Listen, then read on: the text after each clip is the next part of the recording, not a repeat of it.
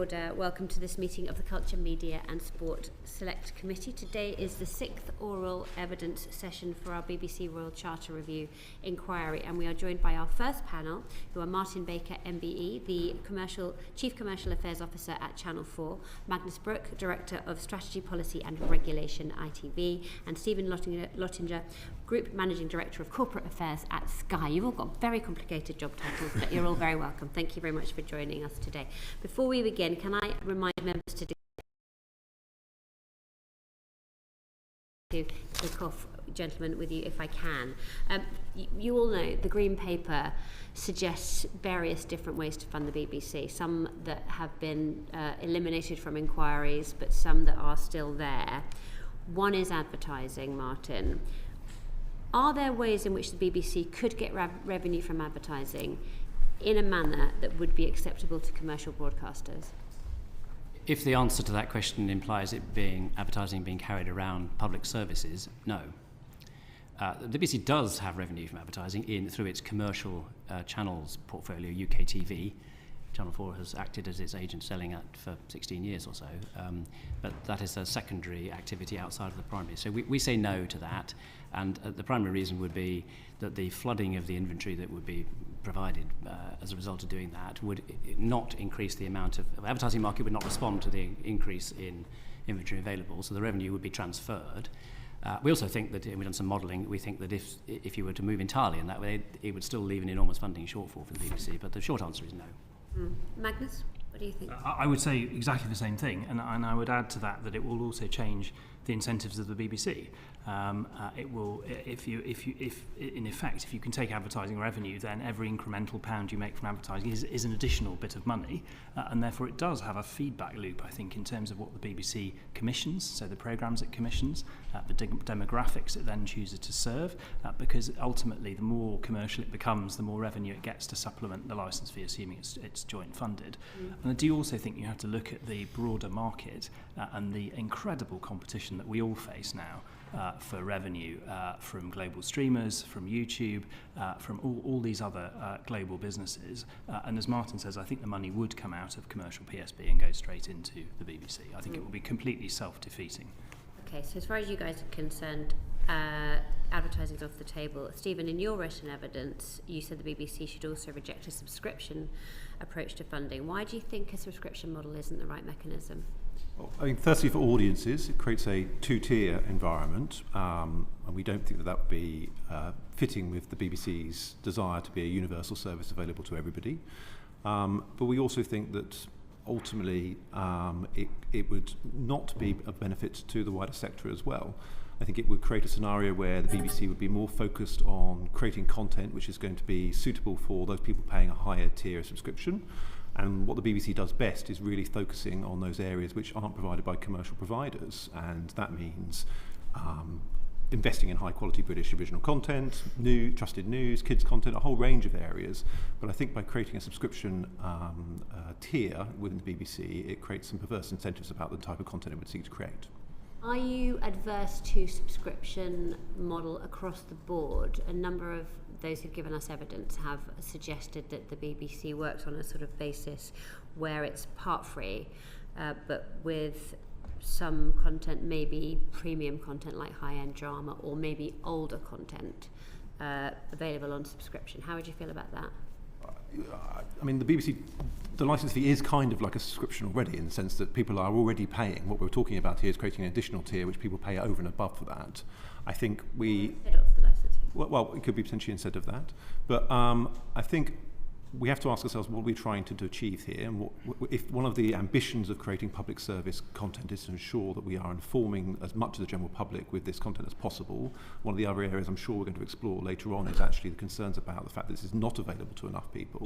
I think that putting it behind a subscription tier, we obviously run a subscription business ourselves, creates a very different environment in which you're asking people to engage with, and wouldn't ensure that the the benefits of having a university public-funded BBC enjoyed by all. I think the thing about subscription tiers is when you really get into the fundamental questions of what content would be behind a paywall and which wouldn't, you find how difficult it is to actually really start to assess what the BBC would be able to do on that front. So I think it's a very different type of BBC we'd be talking about if we were to try to pursue that particular option. Do you dislike it because it's sort of effectively a similar potential model to Sky? You know, you've got Sky News that people have available, Sky Arts in some cases, but a lot of your content is behind a paywall. Do you object to it just on the principle that it would be almost replicating the Sky model? I think transparently we would have concerns about the impact it has on other subscription models out there. At the moment, people largely don't view the licence fee, from the evidence that we've seen from our own analysis, largely don't see the licence fee as a subscription payment. They see it as the licence fee. And it would clearly have an impact on what people view and prioritise in terms of what they pay for, but we haven't done a detailed assessment about what the impact would be on our business on that front, no. Okay, and do the rest of you, do Channel 4 and ITV have a view on the subscription model, whether that's a sort of full subscription or sort of part subscription model for the BBC, Magnus? Well, I think we think that it would change the character of the BBC to agree. I'd agree with Magnus that if money comes in a particular way, it is likely that behaviour follows that, and so one would see a change in what they chose to provide. But I think universality to us feels like an important principle with the BBC, and so a two-tier setup feels inconsistent with that. It's also not possible to have a subscription basis through DTT. The gating doesn't exist, so it inevitably would lead you towards not everybody being able to. So, but universality, we believe, is an important cornerstone of the BBC and shouldn't be undermined. I think the other thing I would add is that it's a ferociously competitive market, subscription television. I mean, there are obviously global players spending billions and billions of dollars to try and succeed in this market, and frankly, not all of them will. And so it's quite, and the BBC's coming very late to this. And there's a lot of money I think you need to spend on original content to persuade people to subscribe, and then on subscriber acquisition, marketing, and so on. It's hard. I mean, Stephen, you know, you live this every day. So I'm not sure it's all of the things that everybody else has said, but also that it's not easy. Okay, thank you, Liz. Thank you, Chair. Good morning. Sir Peter Bazalgette told us that a version of the licence fee will probably be the outcome of the charter renewal process. And Pat Young of the British Broadcasting Challenge told the committee on the 19th of May, "We have advocated for a universal licence fee that is tied to your ability to receive the signal. So it is not tied to a TV set, it could be a mobile phone or a tablet." Can I ask all of you what concerns you would have about potential changes to the licence fee, for example, extending it to all devices where content can be accessed? If I can start with you, Martin. Well, I don't think we have a very strong view about alternative mechanisms for the licence fee, but to the point just made, if it impacts on universality and if it changes the way in which the BBC creates content and puts it in front of people, then that will be a concern. But beyond that, I don't think we have a particularly strong view on that subject. Magnus. We are very clear that the BBC needs to be proportionately and appropriately funded from public sources.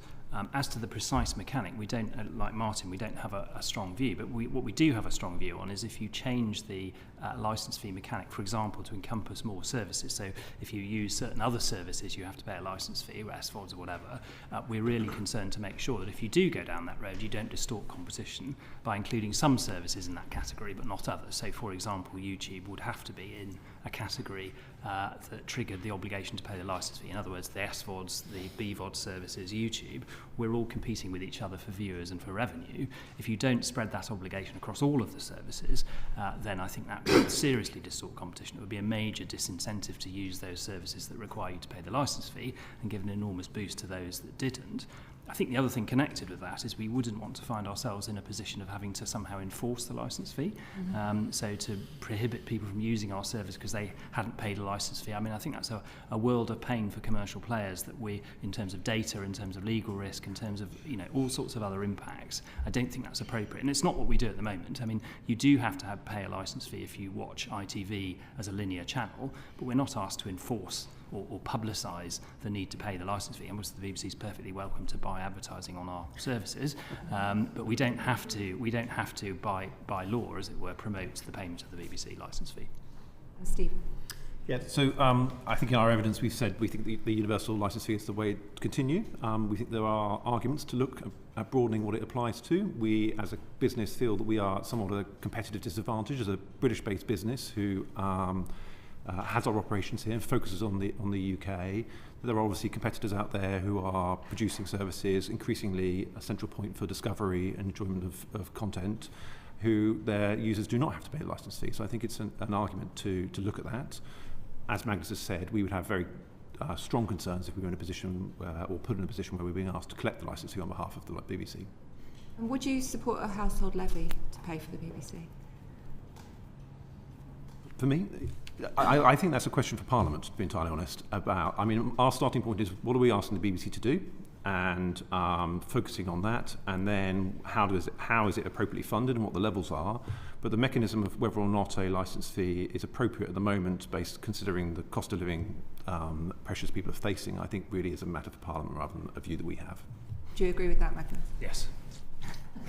And Martin? Thank you very much. It needs to be properly funded and independent, but how is not for us to opine. Thank you. Thank you. Magnus, one of the things we quite often hear from people who work at ITV is that they do more than the BBC for less money, or as much as the BBC for less money. And we know that the BBC is struggling financially, that less people are paying the licence fee and the cost of making programmes is going up.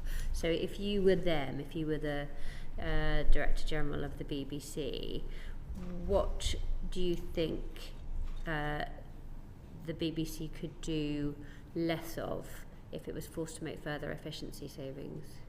I mean, look, the BBC does a lot, and I don't think we'd ever deny that as ITV, and it certainly does a lot of things that we don't do, to be fair to the BBC. And we also recognise it has had real terms decline in funding for a whole variety of reasons, which are quite well publicised. So we recognise that. On the other hand, it does get £3.8 billion of public money a year. It's a very big organisation, and so our experience of running a large organisation is there always seems to be addressable cost every year. It's got to be a constant thing to take cost out, and I think there are things you can do. You can continue to do, and to be fair, the BBC is starting to do that in a systematic way, and I think that's sensible because there's a lot of money.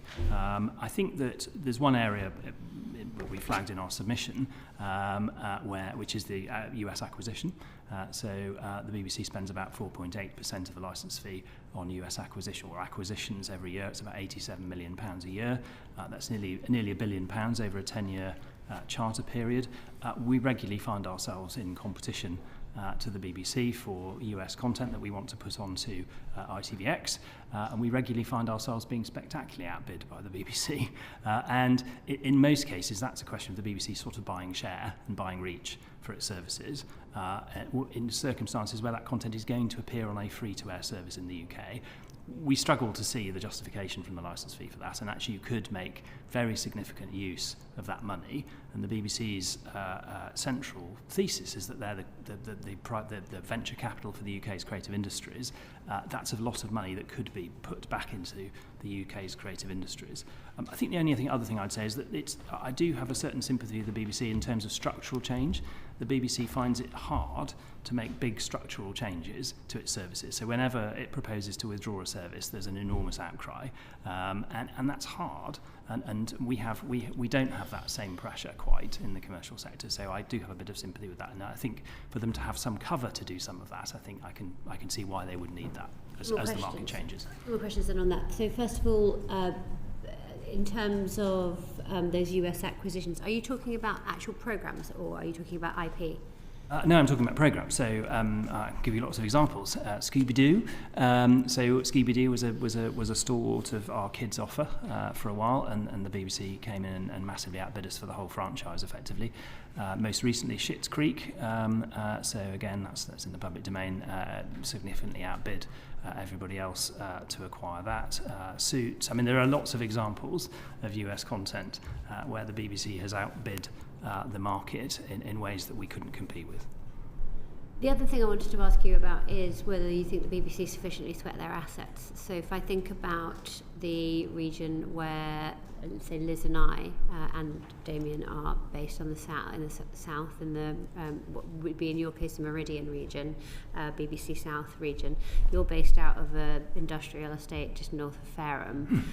They've got a giant palace next to the Guildhall right in the centre of Southampton, this gigantic piece of real estate which never to me feels particularly busy or full. In fact, it might just be because I tend to go there on a Friday afternoon to record the politics show, but it feels a bit like Mary Celeste.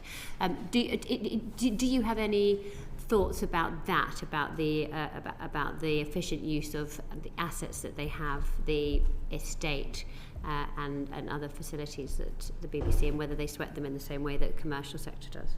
Yes, well, I mean, I've been to the ITV office you mentioned, and it's a perfectly sensible office, and we have a studio there and a gallery and so on. It's convenient, but it's not at the heart of Southampton, and so I can see from the BBC's point of view there's a bit of a tension between the symbolism of being at the heart of communities, and we have this in Wales, for example, where they have a very prominent site right by the station.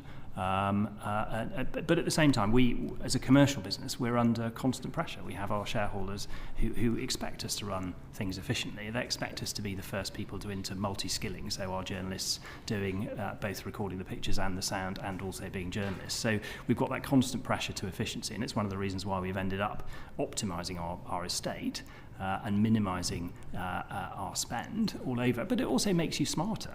I mean, one of the things is that you have to employ fewer people, and one of the things we observe is that actually beyond a certain point, if you've got too few people, it doesn't work. But actually, sometimes having slightly fewer people makes you more efficient, and actually people don't spend time dealing with each other, trying to negotiate silos and different fiefdoms and so on. They just have to get on with doing the job. So there is an efficiency benefit there, but it's very helpful in some ways to have to produce a set of accounts at the year and then be judged on them by your shareholders, by the market, because it's a constant impetus to, can we do this better, can we do it more efficiently, can we do it differently, whilst maintaining the quality of what we offer.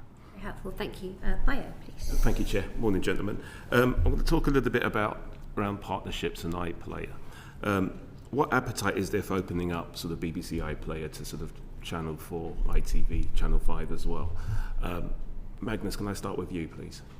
Look, I mean, it's a sort of partnerships question, I think, isn't it? So we have a number of partnerships with the BBC, and what we observe in those partnerships is that the successful ones involve sharing risk and funding and control. Those are the ones that work, and those are generally in distribution. So they're generally in things like Freely, Freeview, FreeSat. And the reason for that is because none of us can do it by ourselves, and the BBC can't do it by itself, crucially. So it has to cooperate with other people in a constructive way. And so if I apply that framework, and we don't have a huge amount of detail, we've got one sentence in the Green Paper about their proposal around iPlayer, but if we apply that framework to what they've proposed, it feels like it's an invitation to become a tenant on iPlayer, rather than to, as it were, create a shared thing which we all control and we all share in, and becomes a genuine shared resource for PSB. I don't think that's the proposal. Now, look, there isn't that much detail in their Green Paper response about exactly what's proposed, so I wouldn't want to shut it down. It's theoretically it has some interest in a world which is globalising and where scale is becoming more important. But the other thing I would say, I mean, subject to those details, I mean, there is no advertising capability on iPlayer at the moment. So in a world of data-rich, addressable advertising, it would take a long time, I think, to construct the apparatus that you would need for us and for Channel 4 to go on to iPlayer. And then there's also a sort of four-way commercial negotiation effectively between the PSBs and the BBC. So that would take a long time to do. So there's quite a lot of practical challenges, I think, with this. In seeing it from being a sentence in the Green Paper response to actually being a service in the market. And frankly, if you look at the speed with which our competitors are moving, and you look at all of those hurdles to get over, that looks quite challenging to us. Okay, brilliant, thank you. Martin, can I come to you? Yes, indeed. I was going to say, we think it's an extremely interesting proposal. Don't disagree with the points that Magnus has been making, but nevertheless it is a very interesting proposal and a way potentially to achieve scale quicker, and scale is going to be important. I wouldn't underplay the complexities, but it feels like a really interesting thing that should be pursued. Thank you. And Stephen, anything you'd like to add? Yeah, we'd have to look at it very closely. I mean, I think, as others have said, there's not a lot of detail in there. We believe that competition in distribution matters as much as content in programming, and by that I mean actually a really healthy competitive environment is one of the reasons why we have so many different varied ways that people can watch television in this country. It's worth noting, obviously, that despite the general trends and the large-scale amount of global competition, that we are talking about public service broadcasters who have very significant market share. So we'd need to look very closely at anything that was coming forward on that basis. Thank you. Next question is, how would a streaming partnership between PSBs work in practice? I'm conscious about the issues around enforcement that two of you sort of just recently sort of referenced. But so, for example, who would prioritise the content and the algorithm recommended? And again, this is to all of you, but may I start with yourself, Stephen? Wasn't quite clear on the question, sorry. Yeah, so in terms of sort of streaming partnerships with PSBs, how would it work in practice? We have, are you talking about specifically about the iPlayer or more generally? iPlayer. I don't know my view about how it would work on the iPlayer. As I said, there's not a lot of detail in that proposal that I've seen, so I'm not clear about exactly how it would work. More broadly, we have really healthy partnerships with all of the PSBs. As a business that also provides a platform that distributes content, we strike very comprehensive deals with all of the PSBs. I would say that we sometimes find it more difficult with the BBC to reach the outcome that we would think is beneficial for all our audiences. So we've recently, for example, had a request to remove what is called native VOD content, so effectively be able to access digital native video on demand content. So effectively, if you go to the Sky Q platform, you're able to watch the digital content from BBC in real time. Their preference is to move that into an iPlayer-only environment in the future. And I think we'll probably come on to it later in relation to YouTube, but one of the things that's really important for us as part of this charter renewal process is that we would encourage the BBC to strike deep and broad partnerships, but to ensure that's done fairly across the board, and that particularly US-based platforms are not getting preferential treatment and are not pursuing a two-tier approach with BBC iPlayer, sometimes in the UK, and broad partnerships with US platforms elsewhere. Thank you. Magnus? Well, I think your question highlights, one of just so many issues that we would have in negotiating that streaming service. To the point I made earlier about how we would the four-way negotiation. One of the difficult questions will be how you would allocate relative degrees of prominence as between the public service broadcasters on that shared service. I mean, it'd be one of many issues you'd have to settle. Not to say it couldn't be settled, but again, it goes back to the point about control. Because if it's a BBC service on which we're tenants, I think that sets the tone probably for those conversations, and I think they would be quite difficult, because I think there would be an expectation the BBC would have a majority of those sorts of exposure, that sort of exposure. So look, I think it's one of the many challenges that would be raised from such a collaboration, particularly if you didn't go in on the basis of shared control. Thank you. I mean, to some extent, one can already see a bit of this, because earlier this year, the U service, which is the on-demand service of UK TV, the BBC's commercial channel, so it came on to forward streaming. So it is carried on for streaming. So you can already get a sense of how things could work. But that said, I don't disagree with what's been said by my colleagues that prominence is a big issue. The upweighting of public service media content within platforms is obviously really important wherever they are. And that would be no less of a conversation with them than it would be with anybody, I guess. Thank you. My final question is, so how else can UK public service media collaborate for the benefit of all?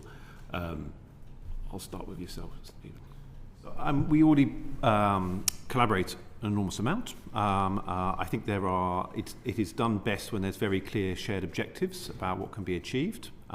So we already collaborate on, for example, skills. There's a common recognition that we can't solve that issue by ourselves, that ensuring that there are high quality skills coming into the broadcasting sectors, the creative industries more broadly, is a common challenge that we should work collectively on.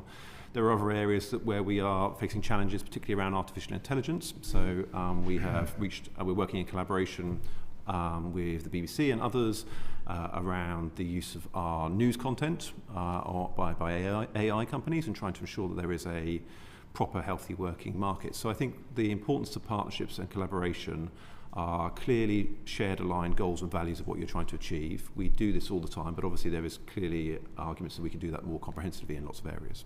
Excellent, thank you. Magnus? Yeah, look, we're always interested in partnerships with other PSBs and indeed with non-PSBs as far as that goes, because we're always interested in making sure our services are as good as they can be and that we run them as efficiently as we can. And we've got lots of partnerships with the other PSBs already, particularly in distribution. So most recently Freely, which is our online successor to Freeview, if you like, growing out of ETV, which also provides FreeSat and Freeview. So we're constantly looking for those, and we're also looking particularly for other areas where we can collaborate around technology, for example. And there are just, again, practical challenges around things like our existing contractual arrangements that we might have with other people that make collaboration more difficult, potentially. But also issues around the reach of our services and making sure that we're all in the same place. And to Stephen's point, alignment is really important. If your objectives are shared and you share control and risk and funding, you're much more likely to get a successful partnership. Thank you. Martin, final word. So I think if by all one means the audience, then there's probably quite a lot that can be done behind the scenes in order to generate efficiency via collaboration and cooperation that supports the provision of public service media. And we would say that maintaining plurality of provision in that it has been really important and continues to be. So there's a lot we feel that can be done. Thank you. Thanks, Bayo. Let's move on to Vicky, please. Thanks very much. My first question is for Stephen and for Magnus. So what would consolidation between broadcasters mean for the future of the UK's public service media? I think perhaps we're being asked to, or encouraged to speculate on an area we can't comment on in particular. I think ITV has made very clear to shareholders that there are ongoing discussions between our two companies, and there's no guarantee that there will be any agreement. More broadly, I think Ofcom has set out very clearly that they think that increased partnerships are going to be necessary in order to ensure that we continue to enjoy the wonderfully varied and productive British media sector that we've enjoyed for so many years. And clearly there are lots of us who are trying to ensure that that will happen in the future. Yeah, well, I would agree with everything Stephen said, and I'm certainly not going to comment on the discussions. I would say a couple of things. One is, I think, one of the characteristics of the market now is increasing global competition for viewing and for advertising, and that is the competitor set is enormous and growing very rapidly, and has the sort of scale that national players don't have. It's a really important feature of the market. The other important feature of the market, I think, is disintermediation. So the extent to which in online television you have global tech platforms that stand between you and the viewer, who are selling prominence and trying to extract money from the content providers on their platforms. Those are two important features of the market that we operate in today. And the result of that is that scale is quite important. And as Stephen said, there are a variety of ways in which you can create scale. And some of those have been set out both by government and by Ofcom. Right, it probably makes sense for me to ask my next question to Martin, if that's okay. So what concerns does Channel 4 have with any deal between Sky and ITV, and how do you see it affecting the overall ecology for public service media as we move into a predominantly online world? And they're not sitting next to you, Martin. I was going to say, you're going to let me answer the previous question, that'd be good. No, I mean, on whatever in effect it is. Yeah, so I mean, clearly we need to wait and see what's going to happen. There was a leak of a story before Christmas, and there are still leaks, so it seems to be taking some time, whatever it is. I think for us the key things are whether it has an adverse impact on competition in the advertising market, and whether it has, what impact it has on the provision of trusted news supply. Because clearly there would be an issue for us in that. So those are the two things that we'll be really interested in looking at as and when it comes, and we imagine there'll be a regulatory process that it will go through, and so we'll take our part in that. Thanks, Vicky. I'm also concerned about the news. So Channel 4 News comes out of ITN. ITV is a big shareholder in ITN. Sky obviously has their own substantial news offering.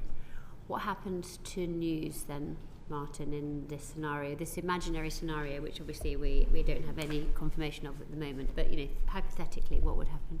On the face of it, were there to be a suggestion that there be a consolidation of what is currently two sources of news creation, that's to say Sky and ITV, this would be a matter of concern. But I imagine that's something that those who are involved in the smoke-filled rooms are thinking carefully about. But it would be a key focus for us, because it would feel that the reduction of supply would not necessarily be in the interest. I should say ITN does a great job for us all. It also creates Channel 5 News. And if you didn't know they were all produced by the same organisation, you wouldn't get that from the screen. So exactly. It's a very important thing for us. Very good. Magnus, what would you imagine that the people in the smoke-filled rooms are discussing about this? I really can't comment on that. As Stephen said, all we've said in public as a listed company is that we're in active conversations, and that really is, I think, all I can say at the moment, specifically. Presumably, Stephen, you're going to give me the same answer. I'm afraid so, yes. You're all very tight-lipped, aren't you? Okay, all right, in that case, we'll move on to Jeff. Thanks, Chair. And I should, as usual, put on my record that I am Chair of the All-Party Group on the BBC, but I'm also actually a regular attendant and member of the All-Party Group on ITV as well. Oh, there you go. So the BBC has increased its investment in the regions. How do your individual organisations and the commercial sector generally benefit from the BBC's investment in regional production clusters and skills? Martin's nodding, so I'll start with you. Well, it's really important, is the bottom line, because the BBC's spend is critical to underpinning the ability of independent producers, for example, to run businesses from the nations and regions, and that helps us because there's more choice from the point of view of supply, more competition between suppliers. So it's a really important thing. We absolutely welcome the BBC's commitment to spend more and to have more people operating out of London. We've, as you will know, we've ourselves had quite a bit of devolution since 2019 in terms of the number of people. About a third of our workforce now work in the nations and regions. And it's done us the world of good. And we would welcome very much to see the BBC doing more of that. So it's really important, is the short answer. Yes, well, I entirely agree with everything Martin just said. I mean, we make about 1,500 hours of content or so outside London every year. About half our staff are outside London, and we spend last year about over £250 million outside London. And there's no doubt that having the BBC as an anchor investor, an anchor tenant in any particular place is helpful, because it increases the supply of particularly of skilled labour. It means there's more of a hub, and so we've experienced that definitely in Salford, where the BBC obviously went first, and then we moved out of central Manchester into Salford. That's now a proper hub, and actually you can see similar things in Cardiff as well, where we have a very big production facility in Boom in Cardiff, and there's no doubt Cardiff has been helped enormously, but it's also been helped by the market. So there's a big investment in Bad Wolf in Cardiff, which has made a big difference and helped by the Welsh Government. So there's a partnership effort here, I think, between the regional screen agencies, the BBC, and the commercial sector to actually turbocharge these hubs. I think the only thing I would say is that you need to be slightly careful you don't try and create a hub in every town and city in Britain, as it's not, the economics of television make that quite difficult, and there's a danger you spread everything too thinly. I think you do need to say, actually, we're going to have a relatively small number of bigger hubs that are capable of supporting a critical mass of production, a critical mass of labour, rather than trying to do that in every single place around the country. Yep, we're in incredible agreement. Sky employs 20,000 people in the UK. About half of those are outside London and the South East. But I also wouldn't pretend that we replicate what the BBC does. So the BBC's investments in the nations and regions are incredibly important.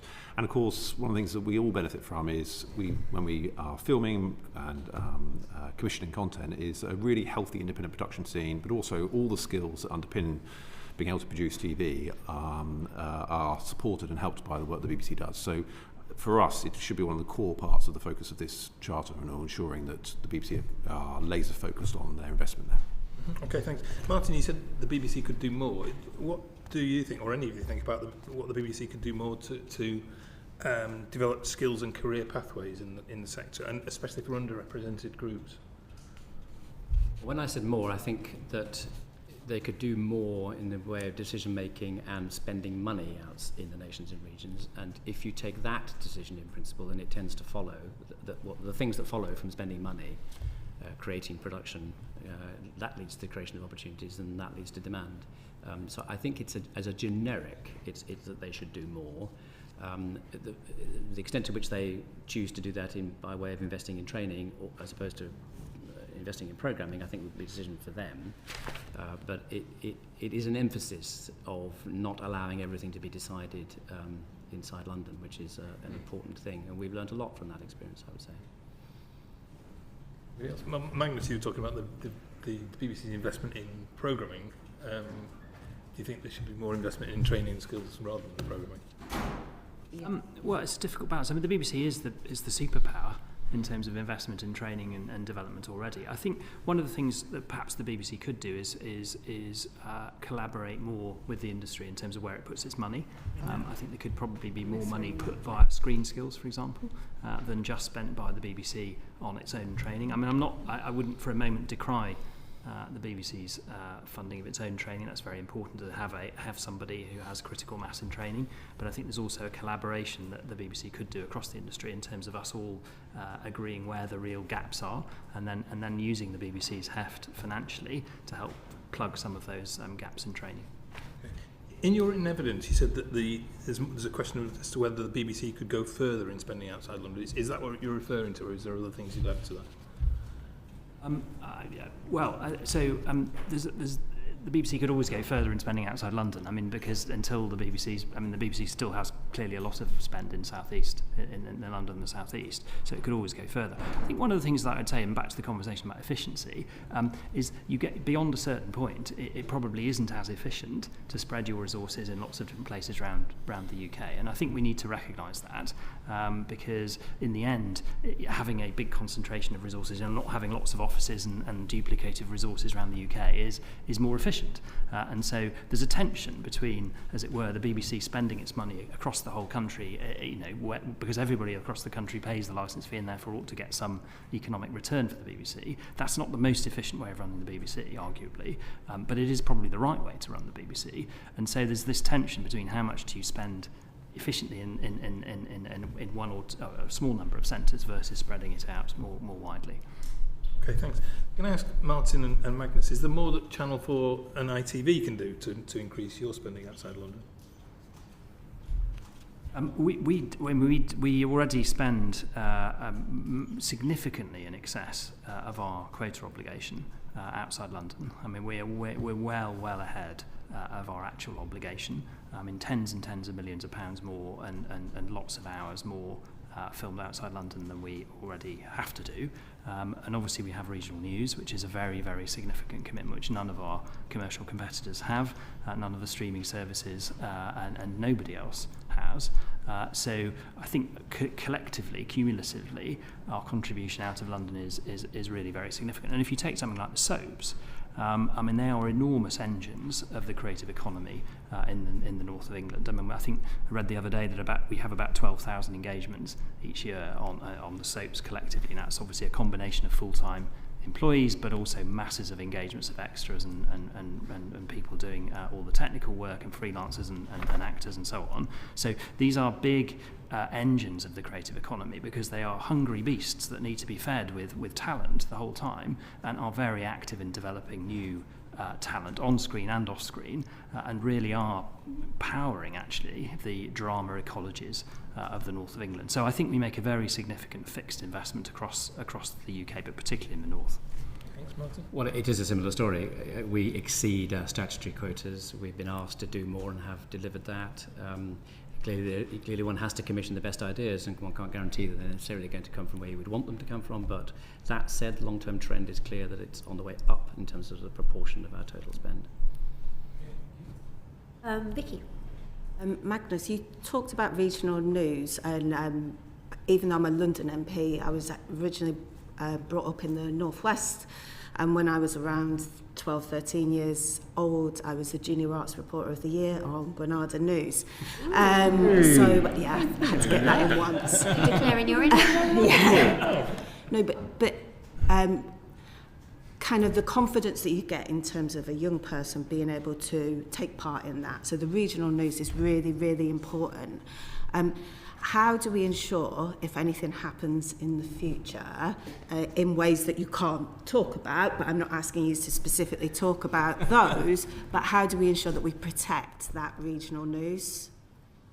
Well, I think there's a simple answer, which is that we have a licence to 2034, which obliges us to provide regional news, a PSB licence enforced by Ofcom, and I think that's the answer. I mean, we will adhere to those. We have to adhere to those licences. Could I, on this hypothetical situation we're talking about, I think it's worth reminding people that obviously Sky provides Sky News. We spend millions of pounds every year on Sky News. News has been part of our DNA for 35 years. We've won RTS News Channel of the Year for 9 years running. News is absolutely fundamental to what we do and deliver, and we really believe in its importance. Do you have anything to say on that? Other than a small plug for 4Skills, which is a thing that allowed 51,000 young people to have some engagement with us as a business, sadly not on screen, reporting on arts, but a really important part of connecting to younger audiences and helping to promote media literacy. Thanks, Vicky. Just a couple of really quick ones. Martin, do you think there's anything the BBC could learn from Channel 4's move to Leeds? What would be your kind of what would be your top learnings from the move to Leeds that the BBC could pick up from?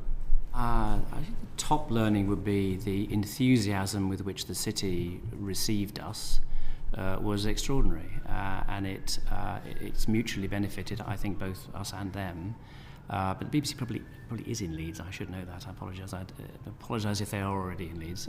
But I would say not to underestimate the way in which the local communities can really be energising for you and you for them would be a thing. So I think more of it than less of it is a good thing, not arguing with the point about economy of scale and the like, but it is a good thing for us. Has it proved to be more costly?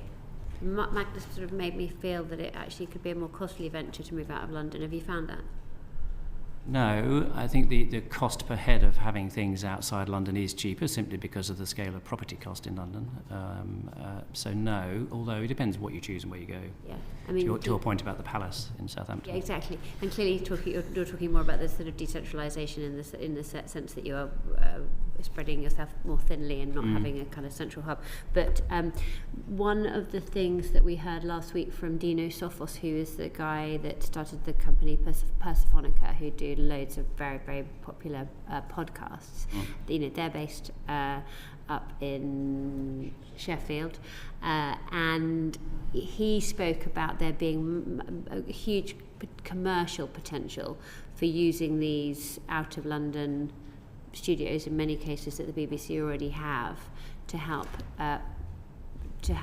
grow small innovative businesses and to actually be part of the solution rather than part of the problem. I mean, do you see there being potential from actually the BBC having these existing assets around the country to be able to use them more effectively to kind of grow an ecosystem? Well, potentially, yes, although I think the business of running studio facilities is a tricky business. You need throughput and supply, and we've never been in the studio service, well, not for 20 years plus. But for producers or creators to be working for us, to be able to choose between facilities more than that would otherwise be the case. And if some of that is BBC provide, then I would think that could be potentially beneficial. Yeah. Okay, interesting. Thank you. Let's move to Damien, please. Thank you, Caroline.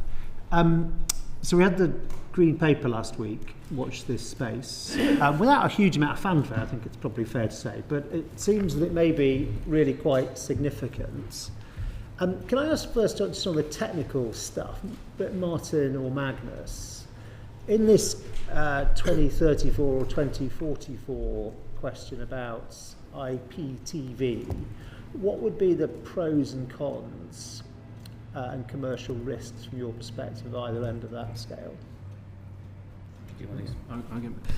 Look, there are pros and cons. I mean, that's the long and the short of it. I think there are significant pros. What's the balance? Sorry? What's the balance? Well, look, pros and cons? we've been clear with the other PSBs that we think a managed transition to online television is in the national interest, and it's in the national interest partly because sooner or later. Sooner, because we think that it could be part of an overall national initiative to get everybody online, which would make a big contribution to social inclusion. Well, I mean, actually, the vast majority, 95% of people have broadband TV capable internet at home now. I mean, this is very. So my facial expression wasn't saying. No, well, it wasn't saying that's impossible.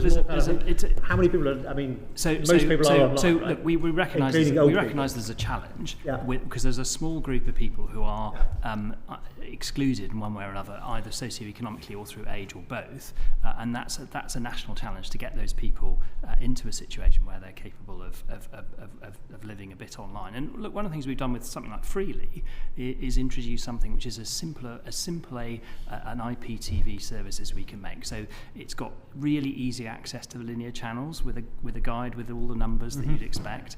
And of course, one of the things that's coming here as well are things like voice recognition. So voice control could be a really significant way in which that last group of people can finally make the journey into IPTV. So, and look, the other thing to say from a PSB point of view, I love that idea that there's a sort of tranche of elderly people who've just been waiting to be able to use voice control to be able to use digital television. I mean, maybe it's true, but it's absolutely coming.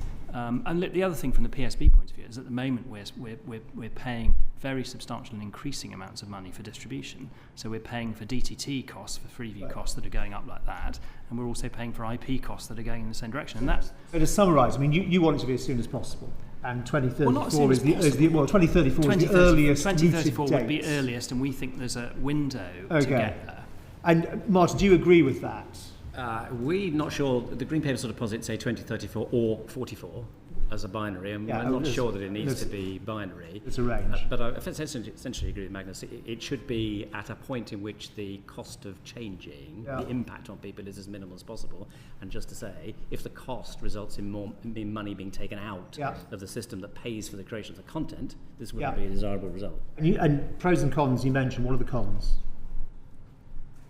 The cons, well, look, I mean, there will have to be some kind of national support program, in the same way that there was for digital switchover that finished in 2012. I mean, there was a help scheme to help those last few. Although one of the lessons of the help scheme was an awful lot of people didn't need it who were eligible because neighbours and others had helped them, and their children and so on had helped them to adapt to digital television. And one of the striking things about the digital switchover is that it was announced at a point where there were far lower rates of adoption of digital television than there are people with internet television today. I mean, of an order of magnitude smaller.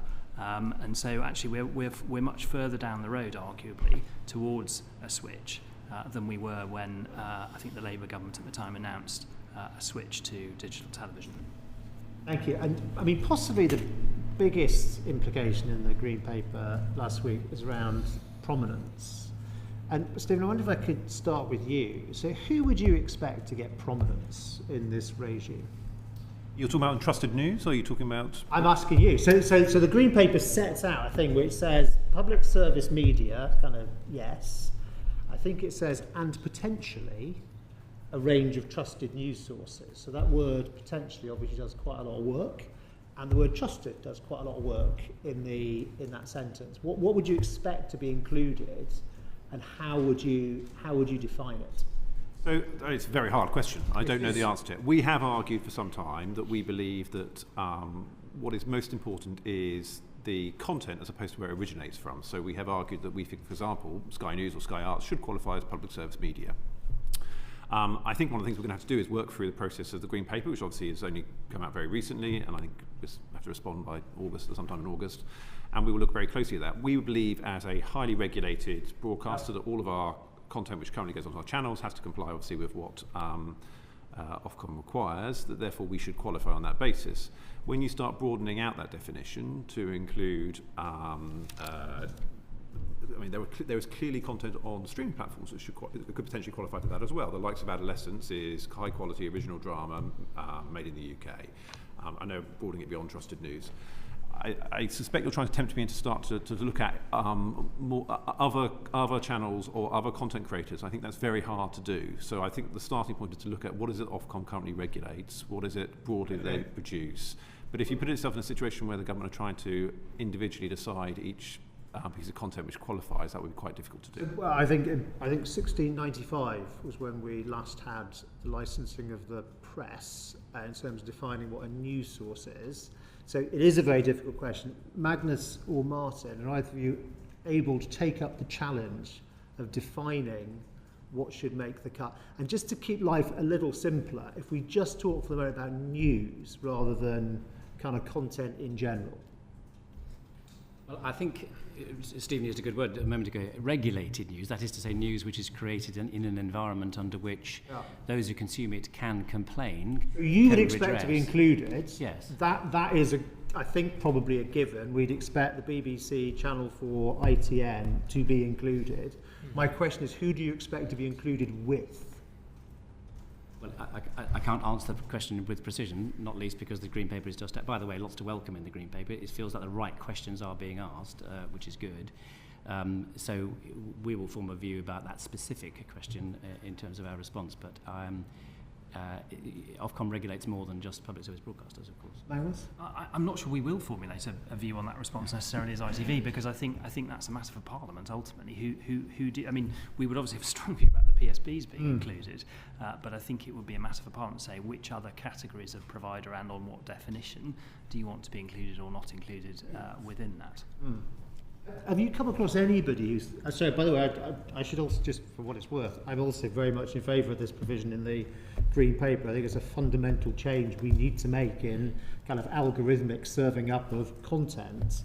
But I think the difficulty is like knowing exactly, like, when you come up to reality, how you do it. Have you come across anybody who's got I mean, whether you agree with their definition or not, anybody who's sort of come up with a good definition of how you could draw a line around trusted news without a government, making judgments about what they approve of, which obviously is something we all want. Well, I hope we all want to avoid.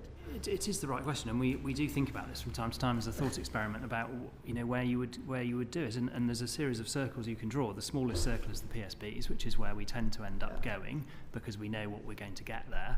You can draw a slightly bigger circle, which is Ofcom licensed providers.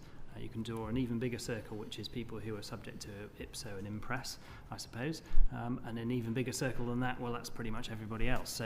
So in a way, you can sort of take your view about how far you want to go down that road and who's in and who's out and what the consequences of that are going to be. I don't want to try our chairman's patience too much, but if I can... Another thing in the Green Paper is, again, it's a sort of possibility thing, that as PSBs, PSM...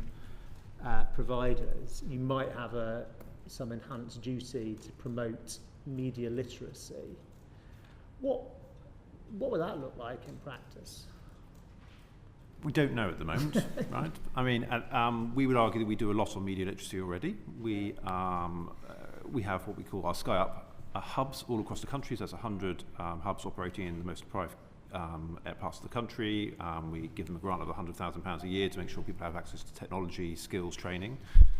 We also have a Sky Up Academy, which is where we've taken 2 million children through. These are the kind of things which I think demonstrate what a responsible business wants to do to try and ensure that there is good media literacy skills, that people are able to access our industry. But I don't yet know as to what the government's intention would be. Again, I think we would broadly welcome the idea that if there is going to be a link between a broader set of benefits, particularly in relation to news, that the government, it's right for the government to expect something in return. But we will have to work through what that looks like, and obviously I'm assuming that providers have a choice about whether they thought that the trade-off between the prominence they would receive and what they're being asked to contribute towards is worth it. We just take it as read. I mean, it is hard, right? And the Green Paper has only just come out, so it's not unreasonable to just have to say, well, we don't know yet. But just in case there's an answer different from that, Martin or Magnus, I mean, is there anything you could say that, if we had this duty on media literacy, here are some of the things that we could do? Not in specifics, no. Okay. I think the devil will be in the detail with it, and it shouldn't create a burden that is disproportionate. But in principle, interesting idea, need to see more. Okay. Yeah, I do. I mean, look, one of the things I would say is that we spend 150 million plus pounds a year on news, and we hope that is a way of getting reliable facts and eyewitness reporting in front of people every day, and we think that that's quite a significant contribution towards media literacy. I mean, actually the challenge we have is the platform challenge, which is how do we get the platforms to serve that content to people who are not already looking for it online, and end up speaking to the same people, and that actually is the core of the challenge.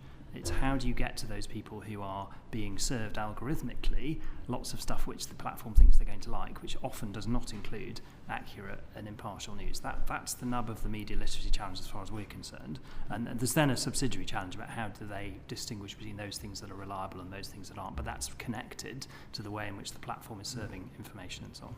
Thank you. Fine. Yes, no, very quickly. Finally, from me, if I may, I've asked the same question to a lot of people during the course of this inquiry, which is it a stable equilibrium to have your own platforms, your own video on demand platforms, to have other video on demand platforms that carry some of your content but not all of it, and to have one massive platform which is called YouTube, which carries absolutely everything from everyone? I'm going to ask you a slightly different question, if I may, which is, if that is not a stable equilibrium, what is the end state in this market? Gosh. As you are strategy people. The end state in this market. In terms of, do you have one platform for the world and TV companies just produce and provide bits of content, or does somehow we regain brand loyalty and everybody has their own following, or is there one public service platform which is distinguished from American and other entirely commercial offerings, or what? Well, look, I mean, one thing that is clear is YouTube's getting bigger, and it's getting bigger quite fast. And so about more than 50%, I mean, the most surprising statistic I've seen recently is more than 50% of YouTube's consumption now is on the big screen television in the home, which gives you an idea of where they're going. And they say we are television. So I wouldn't bet against YouTube becoming very important, very powerful, and indeed, even people like Netflix seem slightly scared of YouTube, which is why in the Green Paper I think it was so important that the government, if you like, continued the work that was done by the previous government with the Media Act in looking at how PSBs are going to access and get prominence on YouTube and other social media platforms, and in addition, even more crucially, get fair commercial terms, because one of the most difficult aspects of YouTube is the payaways that we have to make to YouTube of advertising revenue. And if you're a PSB with a margin, a low margin, 11 or 12% in our case, 5 to 6% in STV's case, you cannot give away very substantial amounts of revenue to the platform.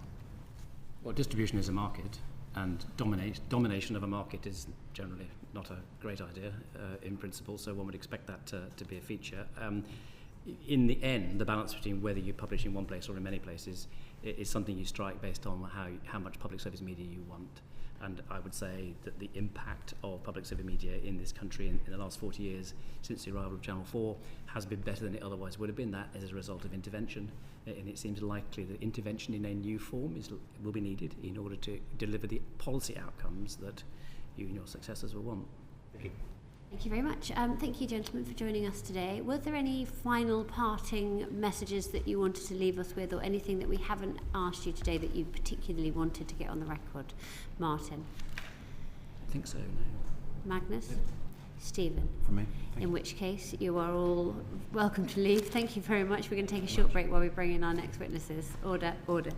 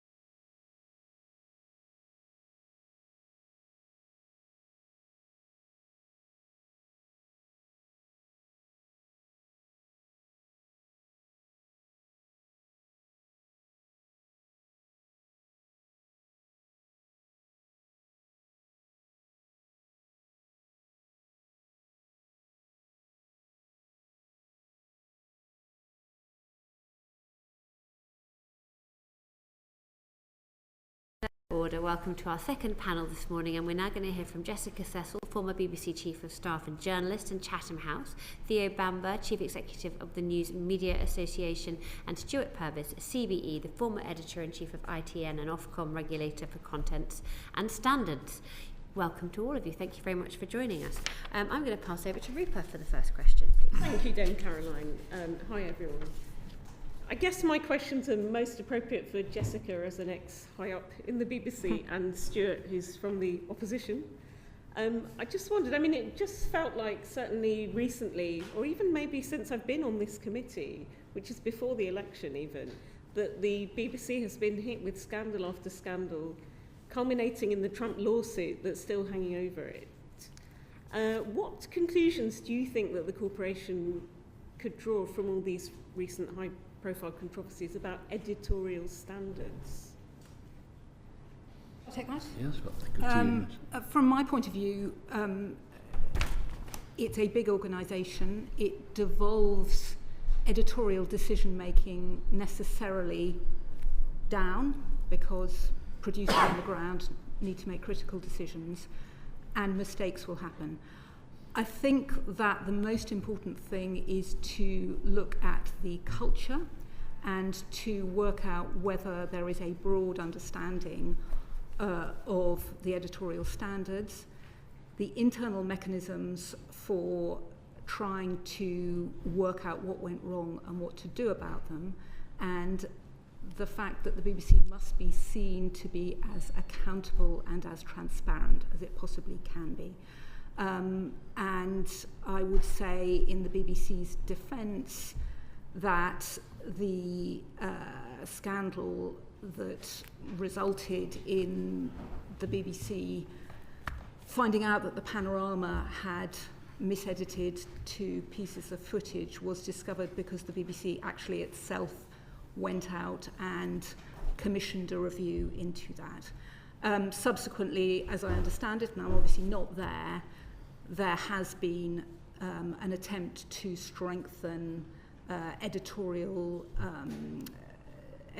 structures and areas which were under review, like BBC Arabic. A new member of staff has been brought in, specifically an Arabic speaker, to look at editorial standards within World Service. So I would say that the culture that I knew, which was extremely strong around values of impartiality and integrity, I would hope is still there, but certainly in terms of learning from what has happened, acting and being externally accountable, I think that's more important than ever, but I think that the BBC has weathered those storms. What years were you there, out of interest? As Chief of Staff, I was there 2007 to 2014. I left in 5 years ago. Anything, Stuart? Well, soon after I retired from ITN back in 2003, my telephone rang and it was BBC Breakfast asking me to comment on the Hutton affair, if you remember, which was basically to do with the BBC's reporting of weapons of mass destruction at the end of the Iraq War. And ever since then, my phone has rung whenever there's a BBC scandal. My arrival in the BBC newsroom normally signals there's a scandal.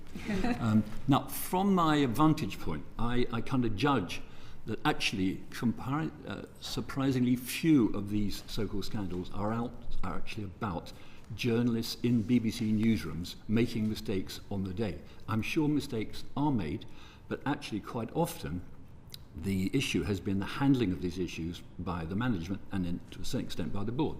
So on the issue about the Trump, yes, credit to the BBC for actually spotting, or to a BBC advisor spotting there was a mistake. We then had indecision really at the top of the very top of the BBC about what to do about it. And that really was a factor which led eventually to it appearing in the Daily Telegraph and all that followed. So I'm here today to speak up for the journalists of the BBC. I'm not always here to speak up for the bosses. I mean, we've had evidence from James Harding from Tortoise Media, and he mentioned the words Robbie Gibb. And I mean, your examples are quite old. Hutton is the last government. You were there till 2014 in that role. when you have a prolonged period of government with one person, it is possible to pack the board.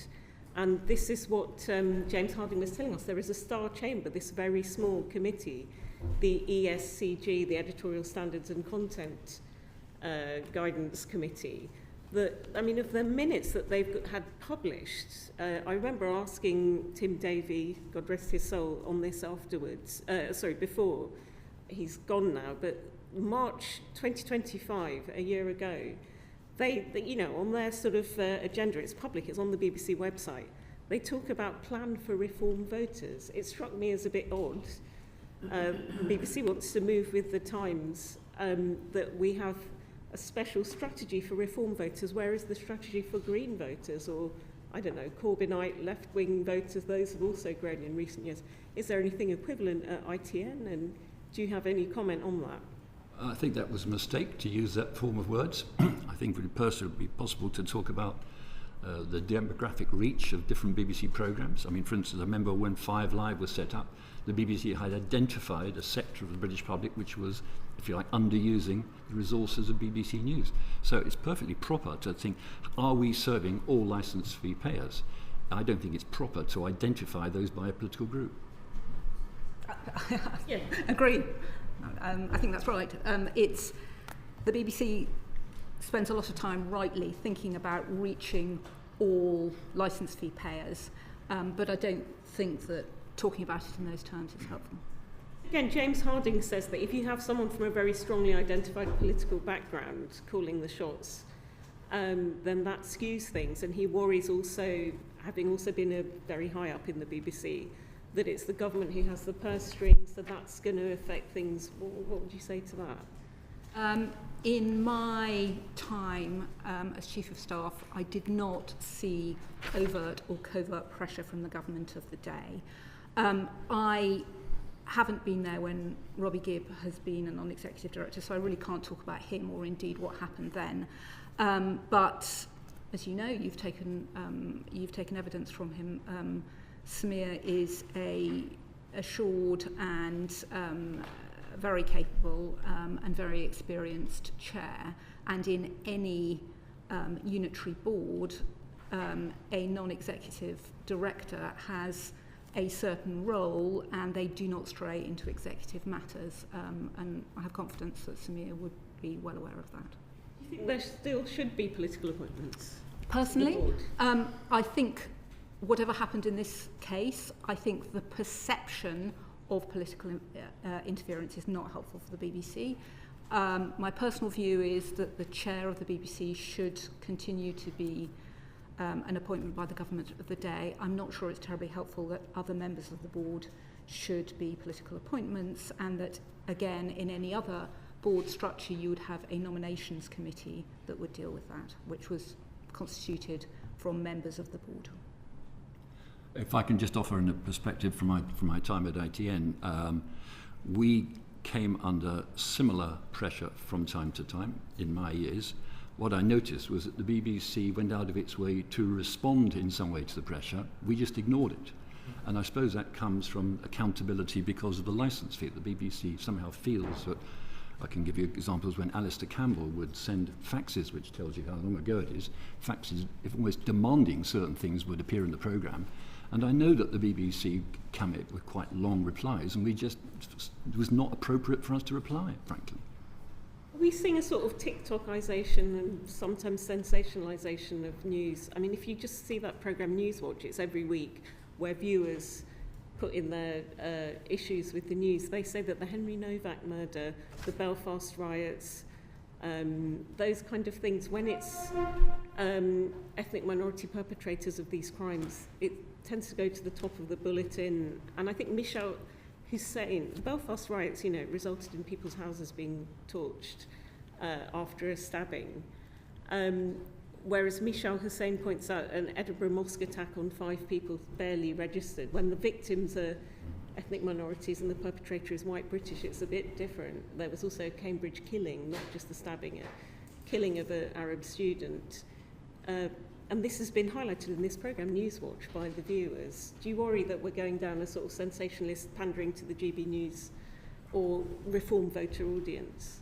I don't see any evidence that the BBC has done it. I did see those Newswatch programmes, so I heard those complaints, and I think they were as much about the scale of the coverage and certain parts of the coverage, but not about the fact that these stories were being covered.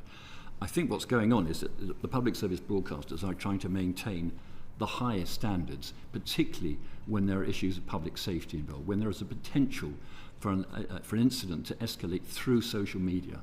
I think broadcasters are public service broadcasters are very conscious of that. I think we now have, for the first time, a licensed broadcast in the shape of GB News that sees a business opportunity out of those moments. That's what's happened in the broadcast market, alongside what's happened in the social media market. I would agree. I think that in the greater plurality of news, it becomes all the more important that you have accountable and evidence-based news, and the BBC you can hold to account. I don't see the evidence, but clearly, if there are concerns about that, there is a way in which you can hold the BBC to account, unlike many other sources across social media. Two very small yes/no ones. Now that there's going to be a deputy DG, because it did feel that previously there was a lot on the shoulders of one man who was always in here apologising, it felt like. Do you think that Rhodri Talfin-Davies, with his journalistic background, should now take the role of editor-in-chief?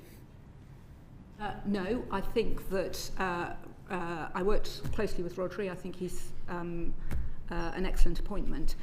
But I think the way, as I understand it, that he will be line managing the editorial policy function, but the Director of News will be reporting directly into the Director General, is probably appropriate, so that you have two strands which were slightly different, which creates, what I was talking about earlier, a culture internally where you can hold the news division to account when that's necessary.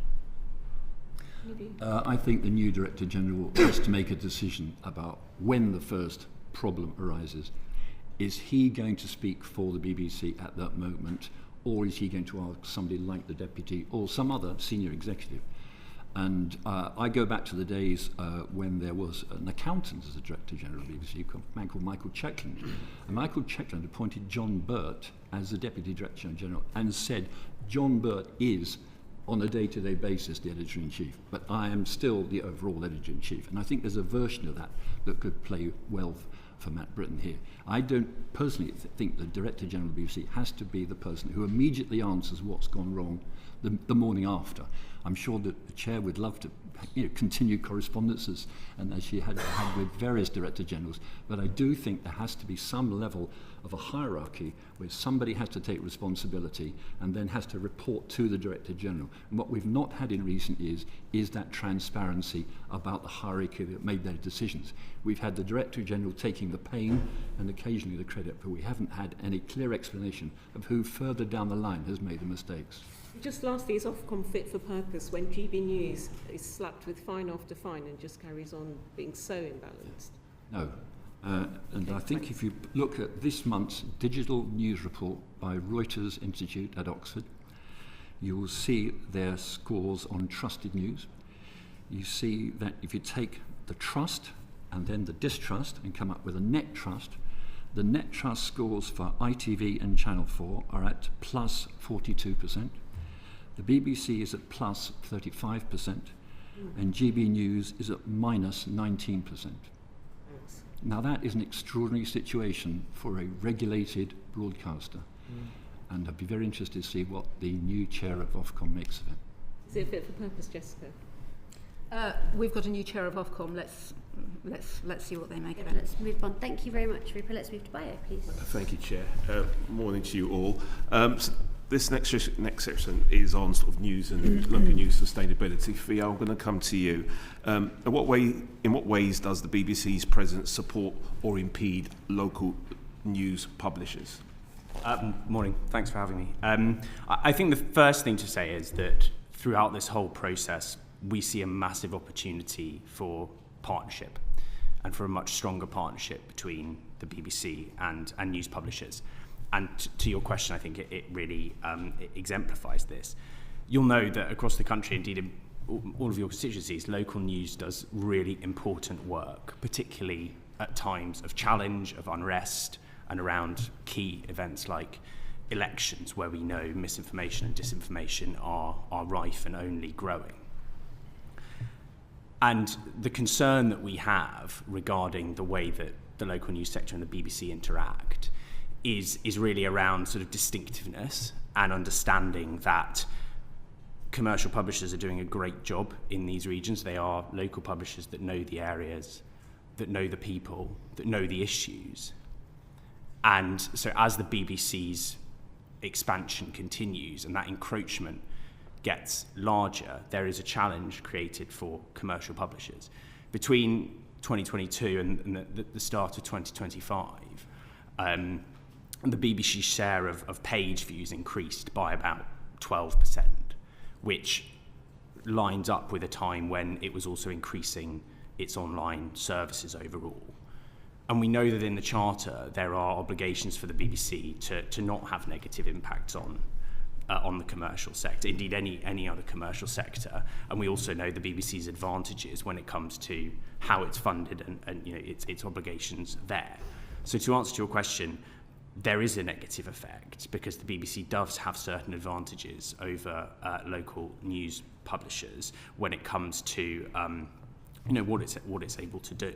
And given the brilliant work that these publishers do every day, reporting on really important issues and giving communities the news and the accountability that they deserve, this is problematic, and this is something that we'd really like to see looked at very carefully and changed in this process.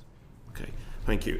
From your sort of, you've suggested in your sort of evidence that there is the sort of local democratic sort of services being expanded could be a challenge, and you've obviously sort of elaborated a little bit more.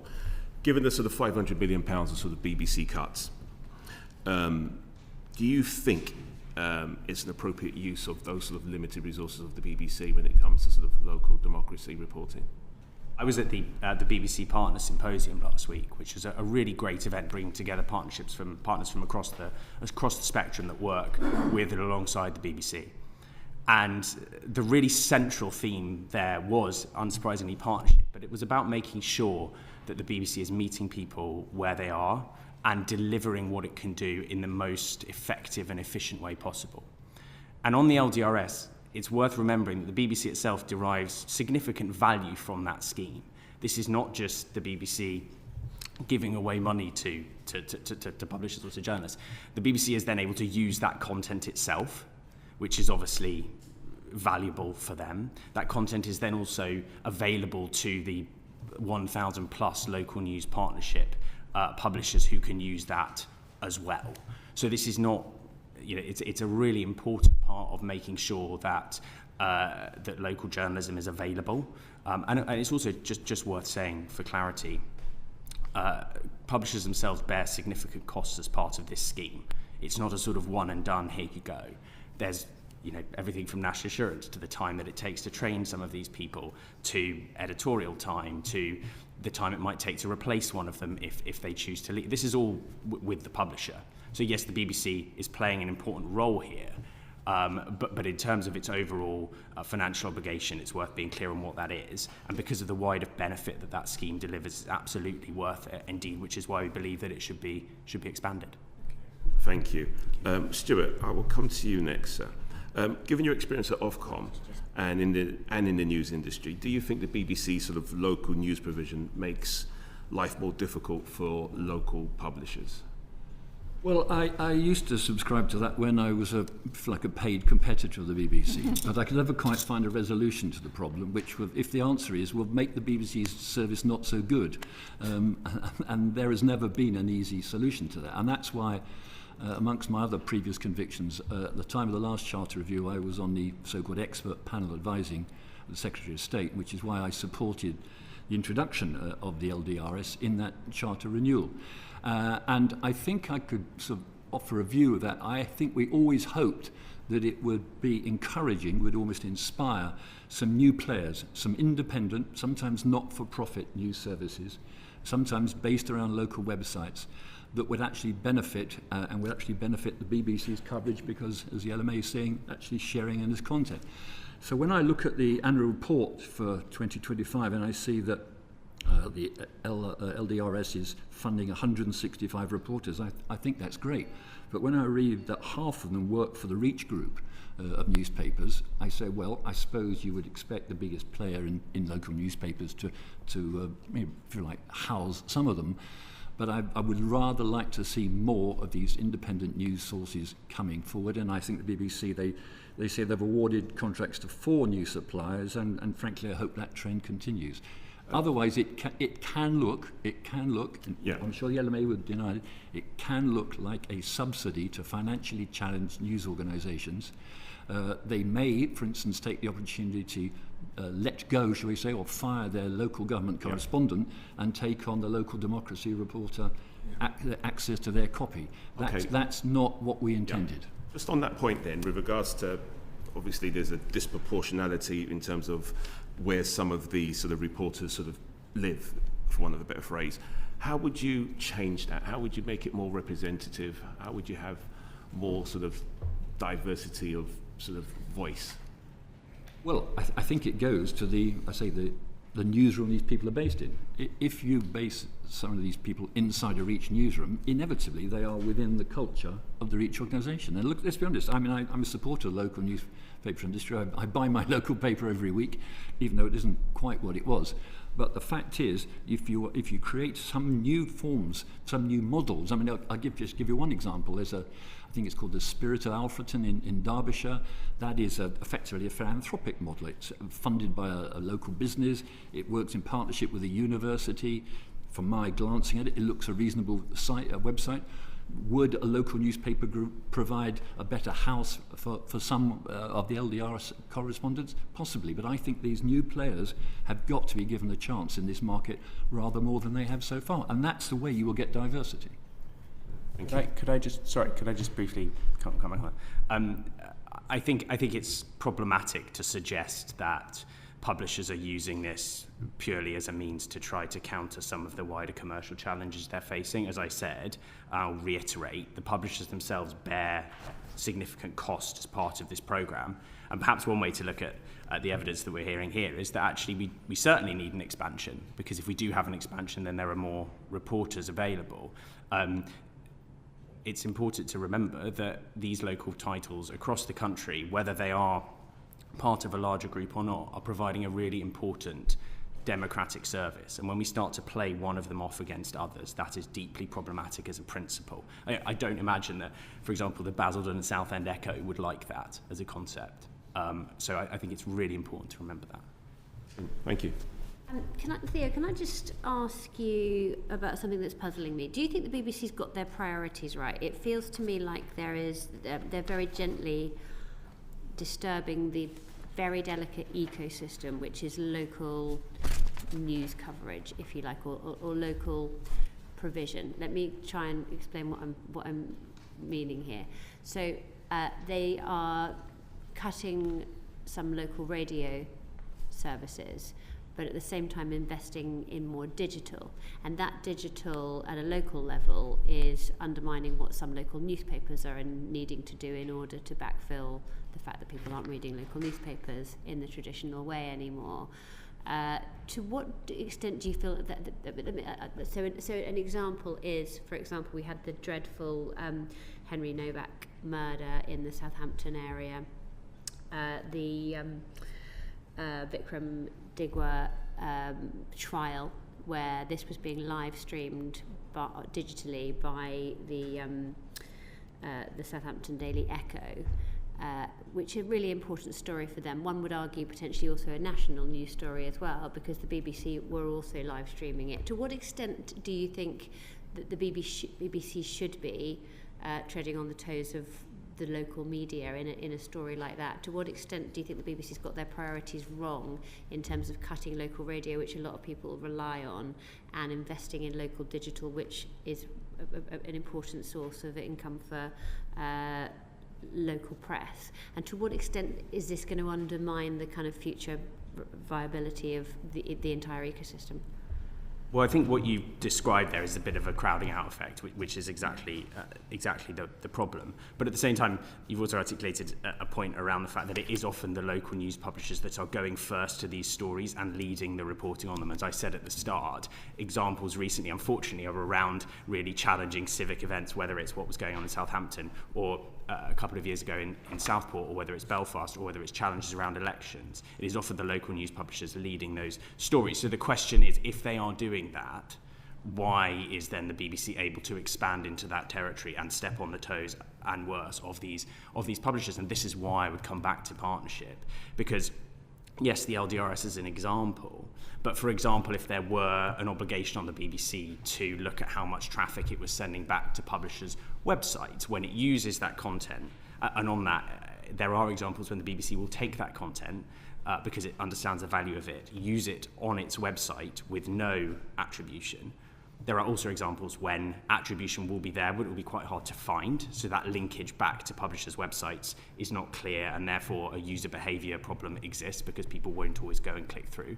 And if we look at the wider challenges that publishers of all shapes and sizes are facing, which is their relationships with AI and with the technology platforms, who are already and have already and will continue to have a significant impact on their ability to be really top-notch commercially, for all the reasons that I'm sure we're aware of here, that is a problem.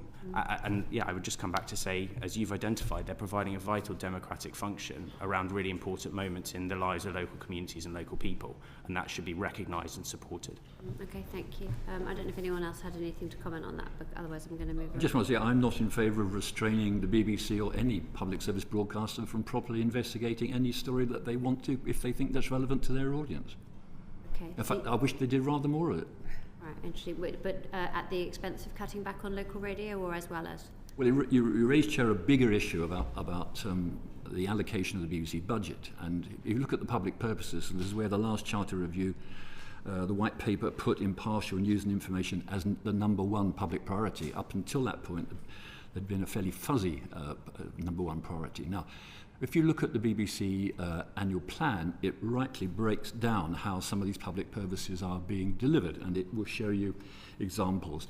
What it doesn't do is ever show any kind of financial breakdown of how the public purposes are delivered. Now, there's a perfectly logical reason for that actually some programmes deliver across more than one public purpose, so how could you do that? But if you look at the BBC accounts, they show that, for instance, more is spent on television, film and drama than is spent on television, news and current affairs.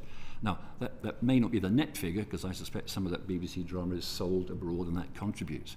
But to raise the point that Magnus Brook made, the amount of money spent on US acquisitions by the BBC, frankly, I think could be better spent on local news. Yep. Okay, helpful. Thank you very much. Let's move to Liz, please. Thank you, Chair. We have touched on this already, but I'd like to go back to the issue of the spread of false information and disinformation. As we saw after the devastating Southport attacks in July 2024, the spread of false information helped fuel the riots across the country. And in April this year, in Epsom, the so-called rage bait frenzy that followed a crime that didn't actually take place was truly astonishing. So what I'd like to ask you is, should the BBC have a new public purpose devoted to countering misinformation and disinformation? And if I can start with you, Stuart. Well, thank you. Yes, I think if you take the existing public purpose, it'd be relatively easy to put some extra words there to give extra emphasis to this really enormous issue which has confronted us in all kinds across civil society. So I believe that public purpose number one should remain number one, and I also think it should be strengthened to give the BBC an even greater role in combating disinformation. Would you agree with that, Jessica? I wouldn't, but not because I don't agree that it is a massive challenge. I think as we have the examples that you've talked about, and we have a information war in which foreign adversaries are attempting to sow division in our country through planting of malicious and false media, The reason, though, why I don't think that there should be new wording in the public purposes is because disinformation itself is a highly contested term. And I think that the BBC should interpret the most important first public purpose as dealing with mis- and disinformation, first and foremost, obviously, through the creation of accurate news that is available to everyone, debunking, working with others, and media literacy, but I don't think that it should be reflected in the public purposes. And what are your thoughts, Theo? I'm not going to comment on the details of the BBC. I worked there, but I think one thing here that is very clear is in all of the situations that you've alluded to and that I did earlier is whatever the BBC is doing, if it is in a dominant position, it is narrowing the range of sources of information that are available. And at times, a real challenge when people are looking for that trusted information, the more trusted news that is out there, the better. I agree that the amount of mis and disinformation is growing, and it's a serious problem.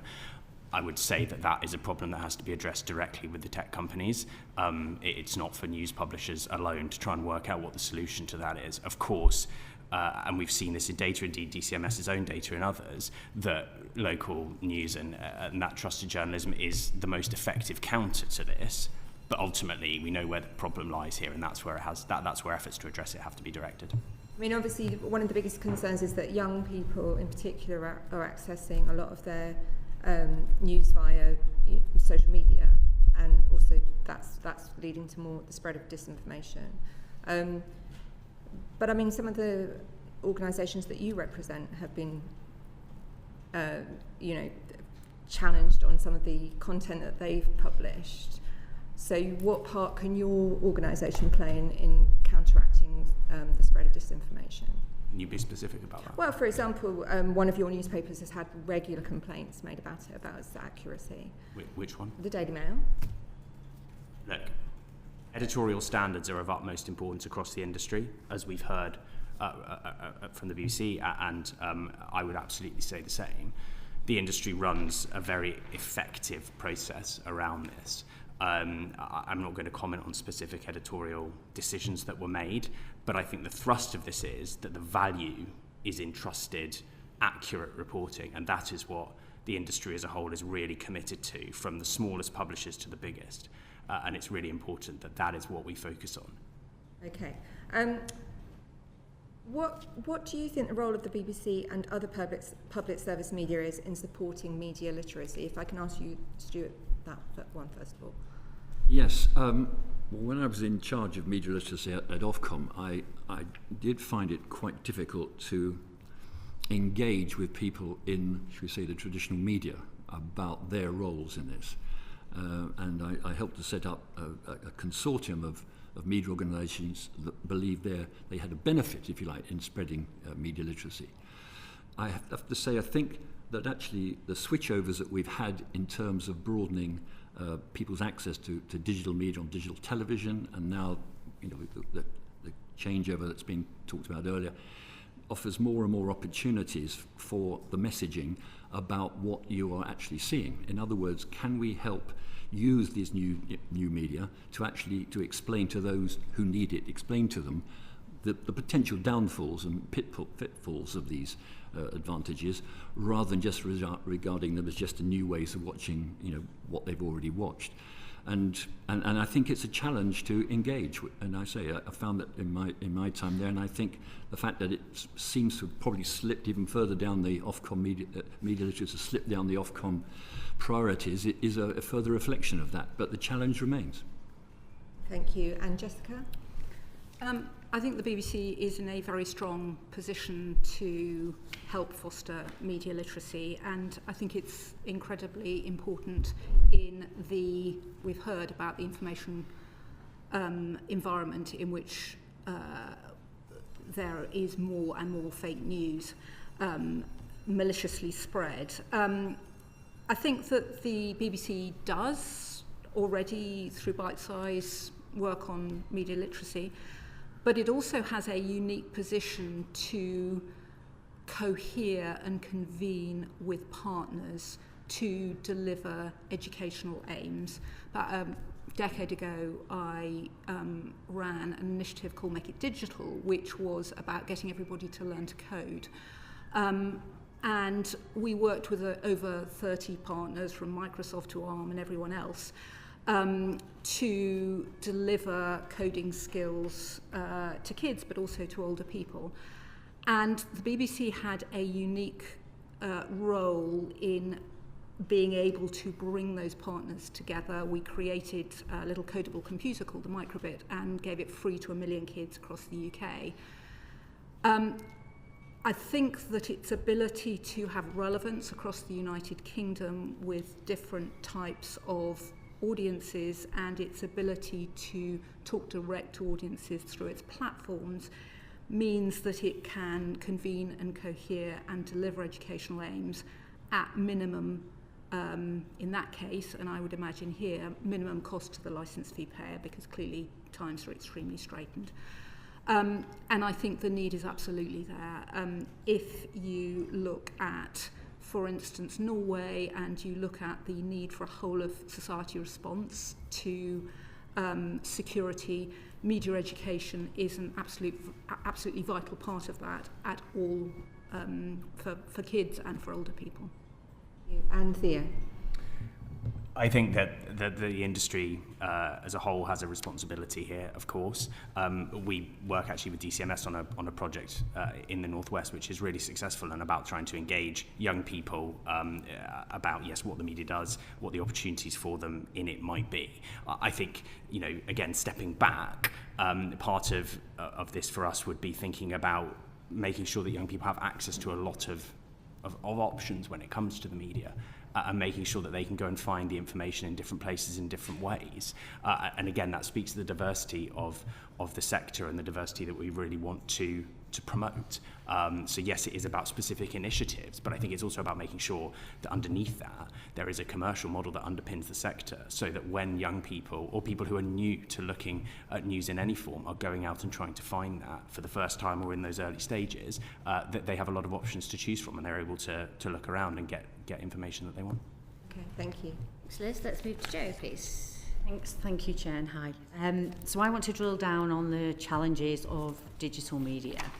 So the new Reuters Institute report suggests that consumers, especially the under 30s, are increasingly getting their news from social media platforms. So does the BBC have a particular role to play in delivering news and information in a more polarised world? And Jessica, I'm looking at you. Absolutely it does. You'd expect me to say that.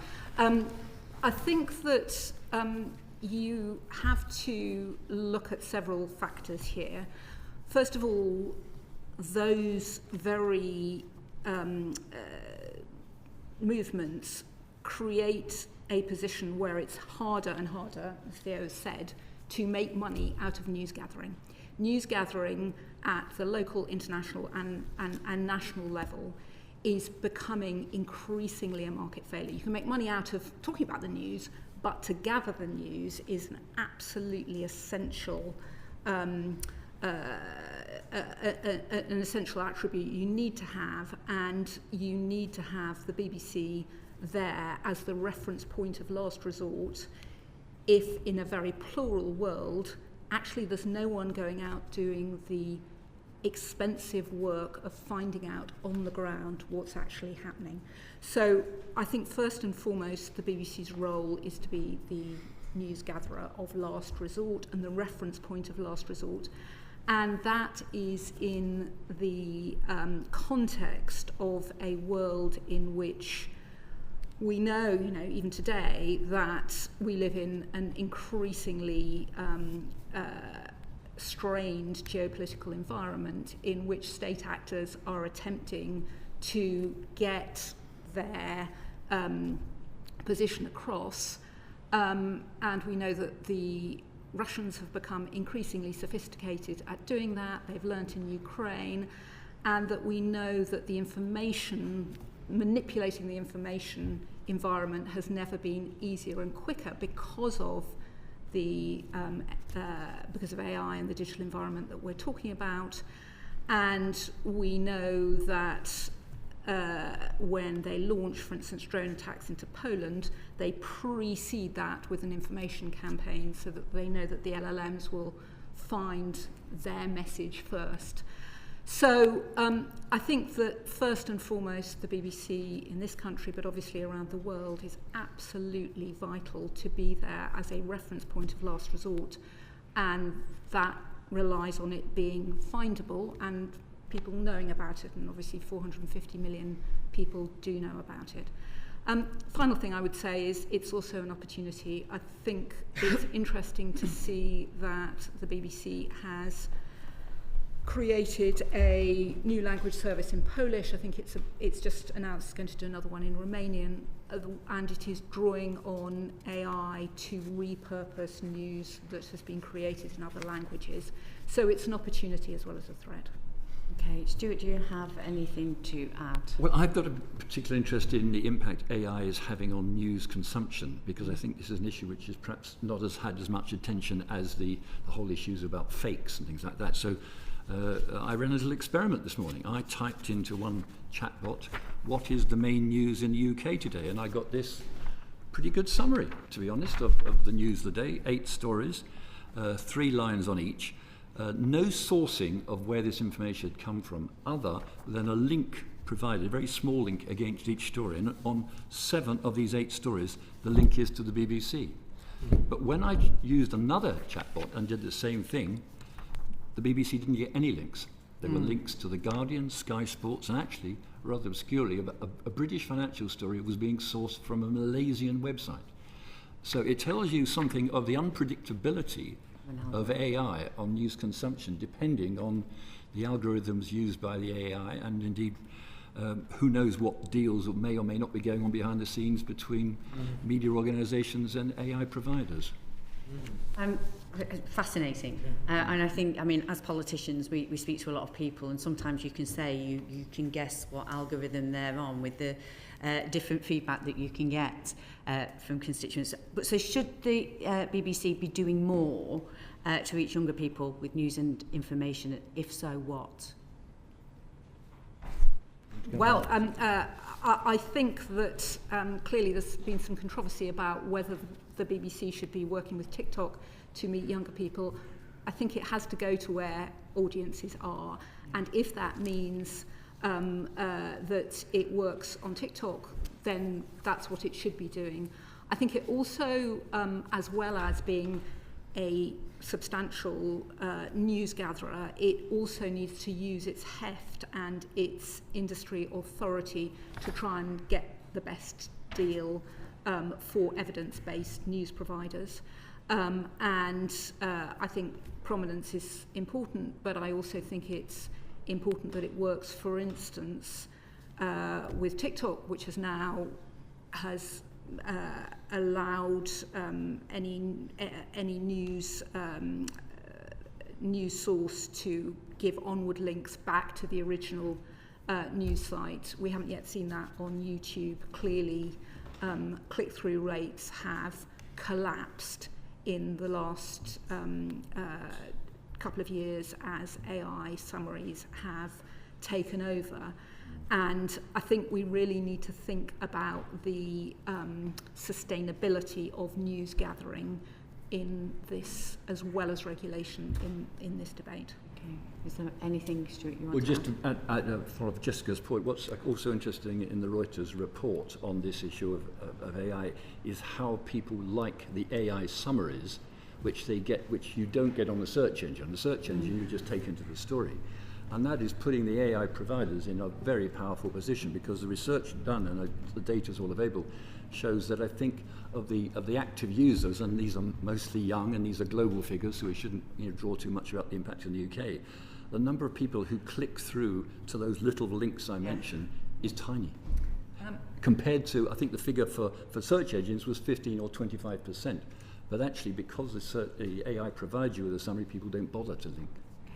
There was a report done at the end of last year by an American company called Talbot, which showed that there was you were 13 times less likely to click back to a news provider's own site as a result of an AI summary, which gives you some indication of the difficulty and the fact that we're all very concerned about the market that pays for original news gathering, which makes, in turn, the BBC so important.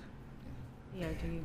Yeah, I think on some of the points here, to me, the fundamental problem is the platform behaviour.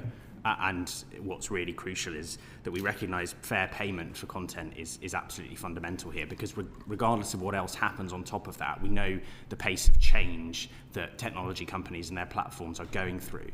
But establishing a principle and a really strong mechanism of payment for content is something that we think will really stand the test of time, because as the technology changes, that will be in place. And fundamentally, to the points about thinking, what do we need to have in place to make sure we're doing the news gathering? A free press is theoretical in some ways, unless publishers have the ability to exercise it, unless they can afford to exercise it. And remembering that is really important. So dealing with the cause of this directly, and making sure, in fact, that mechanisms that are already there through legislation and regulation, which the CMA is now working on, are properly delivered at pace. And we know that the CMA needs political support to do that. But tackling this at source, and we know what that source is really fundamental. So thank you for that. So you've mentioned some of the benefits that journalism can have with AI. Is there anything else that you could harness, that the BBC could harness the benefits? Well, clearly it already does. It thinks about how it can cut costs, and translation is an obvious way of doing that. It can also think about search optimization, and it does that as well. But clearly it needs to think about the entire ecosystem, and there are a lot of concerns, and what role it can play in national security, frankly, in supporting a fair environment in a world where there is much more slop and much more disinformation. And it is absolutely essential for democracies here and around the world to have information that has been evidenced, is widely available, and that you can trust. My last question, short of time, but it was just, and I think you have mentioned it, Stuart, you did mention it, so agreeing with government's proposal to ensure that PSM news content is given prominence on social media platforms.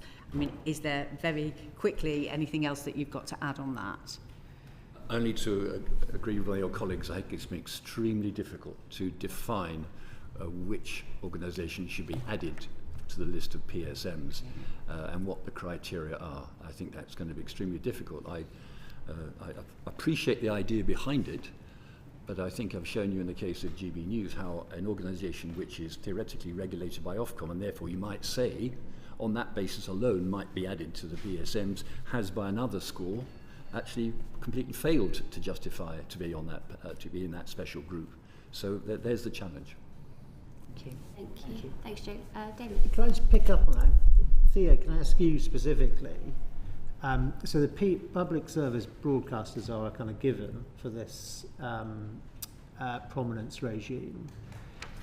Your members, I think rightly might find it kind of unthinkable that you could have the BBC and Channel 4 being given prominence, but not the Telegraph and the Guardian. I don't know if they are your members or not, but you know what I mean. Newspapers in general. But how would you draw a line around who should be included? Well, this comes to the real heart of really a lot of what we're talking about people getting the information that they need, that they deserve. And I think as a country with a free society, we would want our news media at large to be able to deliver. We would be very wary of any process or around kind of a government picking winners when it comes to a definition of trustworthy news. There's no real clarity on that in the Green Paper about how that would happen, and that is really concerning as a principle. Do you not think that a line must be drawn? So they're going to do it for the public service broadcasters. That is now a given. So the question is whether what we used to call the print media is, and other news sources are in or out alongside them. And kind of if they're out, then that doesn't seem like particularly fair competition for your members compared to broadcast media sources. And if we say kind of everything that claims to be a news source is in, then, you know, if everyone has prominence, no one has prominence. And these days, I mean, in theory, you know, anyone with a camera phone is a journalist, especially in a breaking news situation. So do you try to draw that line? I think on the last point, I think journalists might have something to say about that. I think that, you know, there's a huge amount of skill and time and craft that goes into that. So yes, people... So they may well, but I mean, all the organisations that, you know, all three of you represent use people's content, use content that has come from someone's camera phone in a breaking news situation, and that is part of the report. And there is a whole not that mini, there's a whole sector actually on the internet of people who do exactly that. They call themselves citizen journalists. I recognise that and I understand that, but I think in terms of professional news gathering, I think there's something different there. Look, as I said at the start, this is a very, very difficult question and comes to the heart of what we're talking about here. It would be very, very difficult, I think, to determine how this is done, and frankly, the idea of it being done, you know, behind closed doors, and then suddenly we are all told what that regime looks like is really problematic. Look, we're going to engage in the consultation like everybody else, and do that properly. But as a whole, we're very wary of anything that would see winners and losers being picked out by government or by government algorithm. So you've just drawn a line because you said citizen journalists are not the same thing as professional journalists. I think we all, you're not going to find anybody arguing with you about that around this table, but that draws a line, right? So how would you define that if you were going to somehow in regulation? I think it draws a line between what is a professional journalist and other, rather than what should get prominence. I think that's different.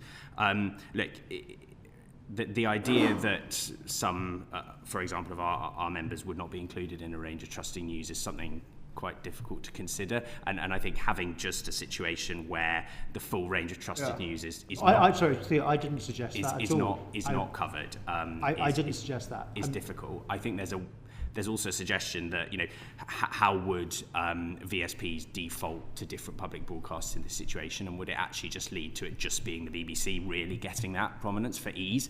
I think there's also a massive problem about how this would be enforced.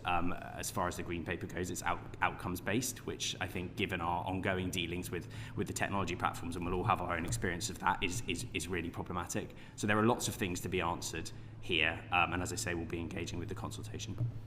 I accept that, and we have to wait for your formal response, but would it be fair to infer from what you're saying that you're against the whole idea? We're going to engage with the consultation. Thank you. Thank you very much. Jeff? Yeah, finally and briefly, the World Service. Jessica, do you think the government should take back responsibility for funding the World Service? Yes. Okay. I think it's not helpful, particularly now, to have the jeopardy around a mixed system, and it's also, I think, hard to justify for licence fee payers paying for services that they can't understand and will never use. Interesting. I mean, it's part of the public good, though, isn't it? Absolutely. No, it's essential. I mean, I personally think that the licence fee, the World Service should be put on a more secure footing, which means government funding, and that it should probably have expanded, if possible,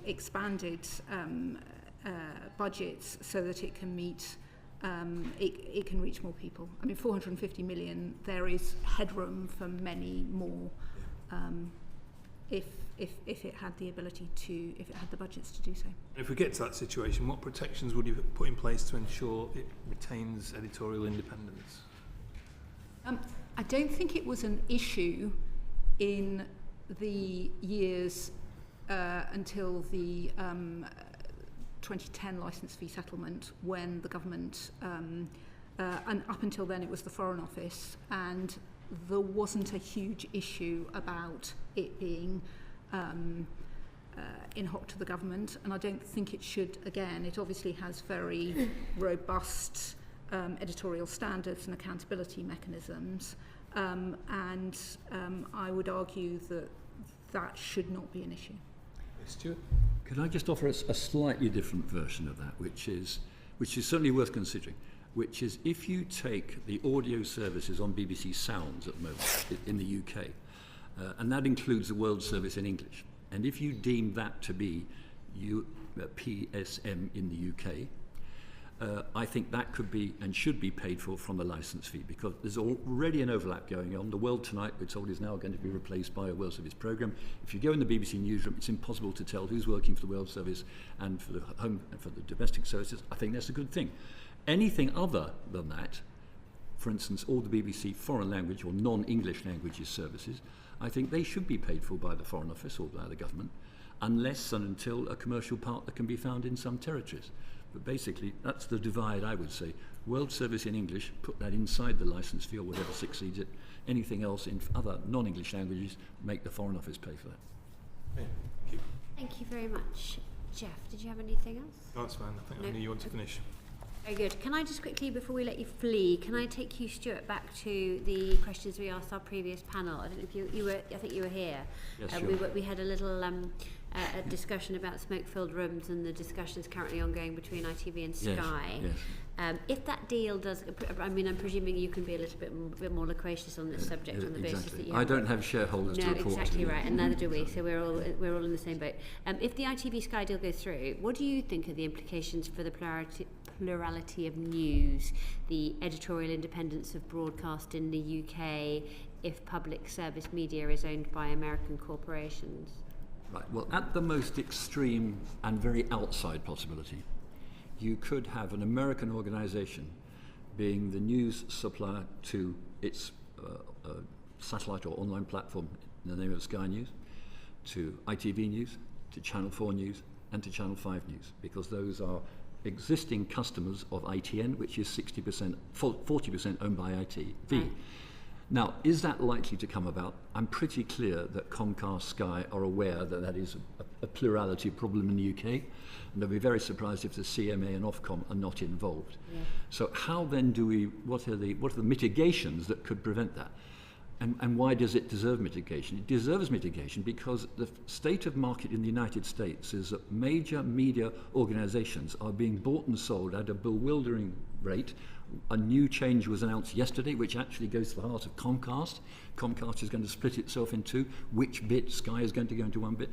With this fluidity in the market, who could end up owning this American-based news organization providing British PSBs? But I take a more optimistic view. I think that the regulators, and indeed I think the organisations themselves, have the common sense to see that is not a sensible situation and will try to find a way through it. At the end of the day, you have to remember that ITV, Channel 4 and Channel 5 are voluntary customers of ITN. If they wish to make the break with ITN, they're entirely free to do that. I should declare an interest as an ITN pensioner. I would not welcome that.